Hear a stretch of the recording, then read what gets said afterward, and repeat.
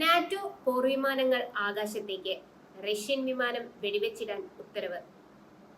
കരിങ്കടലിൽ റൊമേനിയയുടെ ഉടമസ്ഥതയിലുള്ള നിർണായകമായ പ്രകൃതിവാതക പദ്ധതിയോട് ചേർന്ന് സ്ഫോടക വസ്തുക്കൾ നിറച്ച കടൽ ഡ്രോൺ കണ്ടെത്തിയ സംഭവം കിഴക്കൻ യൂറോപ്പിൽ വലിയ സുരക്ഷാ ആശങ്കകൾക്കാണ് വഴിവെച്ചിരിക്കുന്നത്. മേഖലയിലെ ഊർജ ഇൻഫ്രാസ്ട്രക്ചറുകളെ ലക്ഷ്യമിട്ടുള്ള സുരക്ഷാ ഭീഷണികൾ വർദ്ധിച്ചു വരുന്നതിന്റെ വ്യക്തമായ സൂചനയാണ് അന്താരാഷ്ട്ര നിരീക്ഷകർ ഈ നീക്കത്തെ വിലയിരുത്തുന്നത്. നാറ്റോ സഖ്യരാജ്യമായ റൊമാനിയയുടെ അതിർത്തിക്ക് തൊട്ടടുത്ത് വെച്ച് നടന്ന ഈ സംഭവം മേഖലയിലെ സംഘർഷാവസ്ഥ കൂടുതൽ രൂക്ഷമാക്കിയിട്ടുണ്ട്.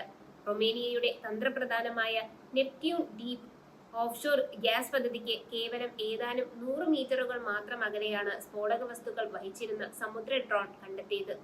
സമുദ്രോപരിതലത്തിലൂടെ നീങ്ങുകയായിരുന്ന ഈ അജ്ഞാത വസ്തു ശ്രദ്ധയിൽപ്പെട്ട ഉടൻ തന്നെ പ്രദേശത്ത് വലിയ ജാഗ്രതാ നിർദ്ദേശം പുറപ്പെടുവിക്കുകയായിരുന്നു. വാതക പര്യവേഷണ മേഖലയുടെ സുരക്ഷയ്ക്ക് ഭീഷണിയായതോടെ സായുധ സേനയും സുരക്ഷാ ഏജൻസികളും ഉടനടി ഇടപെടൽ നടത്താൻ നിർബന്ധിതരായി.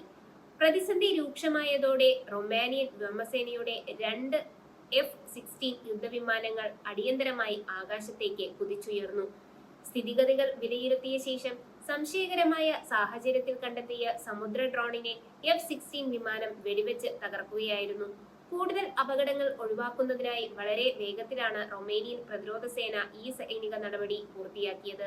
ആക്രമണ ലക്ഷ്യത്തോടെ എത്തിയ കടൽ ഡ്രോൺ ഉക്രൈനിൽ നിന്നല്ല വന്നതെന്ന റൊമേനിയൻ പ്രതിരോധ മന്ത്രിയുടെ പ്രസ്താവന കേസിന് പുതിയ മാനങ്ങൾ നൽകിയിട്ടുണ്ട്.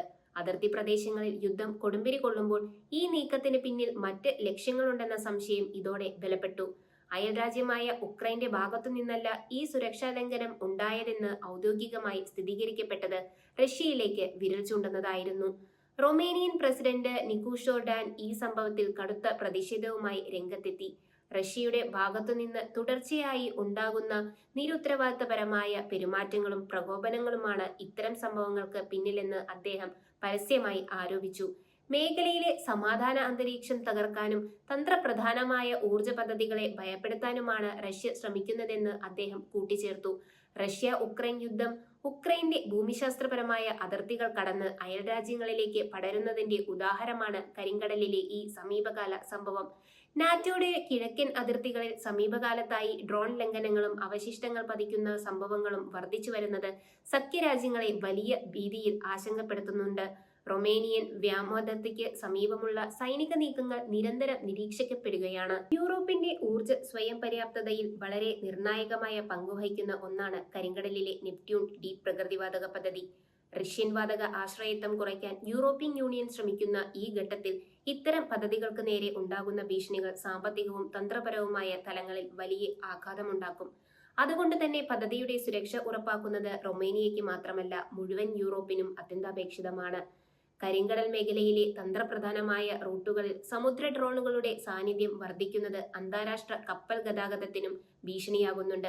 വാണിജ്യ കപ്പലുകളും എണ്ണ ടാങ്കറുകളും കടന്നുപോകുന്ന പാതകളിൽ ഇത്തരം സ്ഫോടക വസ്തുക്കൾ നിറഞ്ഞ ഡ്രോണുകൾ പ്രത്യക്ഷപ്പെടുന്നത് സമുദ്ര സുരക്ഷയെ പാടെ തകരാറിലാക്കുന്നു.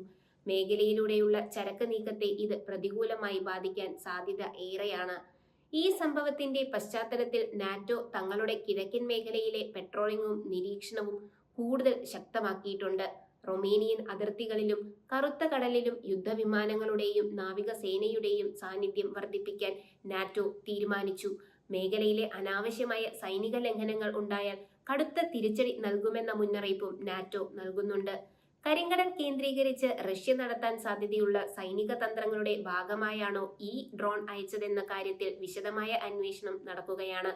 റൊമേനിയയുടെ പ്രതിരോധ സജ്ജീകരണങ്ങളെയും പ്രതികരണ ശേഷിയെയും പരിശോധിക്കാനുള്ള ഒരു പരീക്ഷണ നീക്കമായി ഇതിനെ കാണുന്ന സൈനിക വിദഗ്ധരുമുണ്ട്. റൊമേനിയൻ വ്യോമസേനയുടെ പെട്ടെന്നുള്ള ഇടപെടൽ വലിയൊരു ദുരന്തം ഒഴിവാക്കാൻ സഹായിച്ചു.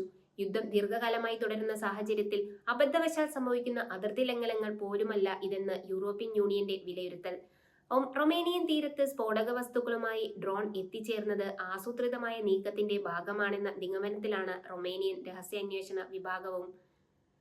തന്ത്രപ്രധാനമായ അടിസ്ഥാന സൗകര്യങ്ങൾക്ക് നേരെ നടക്കുന്ന ഇത്തരം നീക്കങ്ങൾ അന്താരാഷ്ട്ര നിയമങ്ങളുടെ ലംഘനമാണ്. സംഭവത്തെ തുടർന്ന് റൊമേനിയൻ നാവികസേന കരിങ്കടലിലെ തങ്ങളുടെ തീരദേശ മേഖലകളിൽ തെരച്ചിൽ ഊർജിതമാക്കിയിട്ടുണ്ട്. കടലിൽ കൂടുതൽ മൈനുകളോ മറ്റ് സ്ഫോടക വസ്തുക്കളോ ഡ്രോണുകളോ പതിഞ്ഞിരിപ്പുണ്ടോ എന്ന് കണ്ടെത്താനുള്ള പരിശോധനകൾ നടന്നുവരികയാണ്.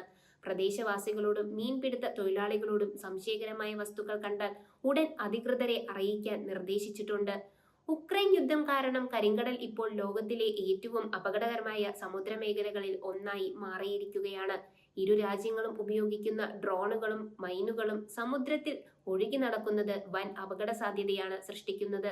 ഇത് റൊമേനിയ, ബൾഗേറിയ, തുർക്കി തുടങ്ങിയ അയൽരാജ്യങ്ങളുടെ സമുദ്ര അതിർത്തി സുരക്ഷയ്ക്ക് വലിയ വെല്ലുവിളിയാണ് ഉയർത്തുന്നത്. ഡ്രോൺ തകർത്ത സംഭവം റൊമാനിയൻ പാർലമെന്റിലും വിഷയം വലിയ ചർച്ചയാകാൻ ഇടയാക്കി. രാജ്യത്തിന്റെ സുരക്ഷാ ബഡ്ജറ്റ് വർദ്ധിപ്പിക്കുന്നതിനും ആധുനിക പ്രതിരോധ സംവിധാനങ്ങൾ കൂടുതൽ അതിർത്തികളിൽ വിന്യസിക്കുന്നതിനും സർക്കാർ തീരുമാനിച്ചിട്ടുണ്ട്. വരും ദിവസങ്ങളിൽ നാറ്റോ സഖ്യരാജ്യങ്ങളുമായി ചേർന്ന് കൂടുതൽ സംയുക്ത സൈനിക അഭ്യാസങ്ങൾ നടത്താനും റൊമേനിയ ആലോചിക്കുന്നുണ്ട്. കരിങ്കടലിൽ ഉണ്ടായ ഈ സുരക്ഷാ ലംഘനം വെറുമൊരു ഒറ്റപ്പെട്ട സംഭവമല്ല, മറിച്ച് കിഴക്കൻ യൂറോപ്പിൽ പുകയുന്ന വലിയൊരു യുദ്ധസമാന സാഹചര്യത്തിന്റെ പ്രതിഫലനമാണ്. റഷ്യയും നാറ്റോയും തമ്മിലുള്ള നേരിട്ടുള്ള ഏറ്റുമുട്ടലിലേക്ക് കാര്യങ്ങൾ എത്തിക്കാൻ പോന്ന തരം അസ്വസ്ഥതകൾ അവിടെ വളരുകയാണ്. നയതന്ത്ര തലത്തിലും സൈനിക തലത്തിലും വളരെ ജാഗ്രതയോടെ മാത്രം കൈകാര്യം ചെയ്യേണ്ട ഒന്നായി ഈ പ്രതിസന്ധി മാറിയിരിക്കുന്നു.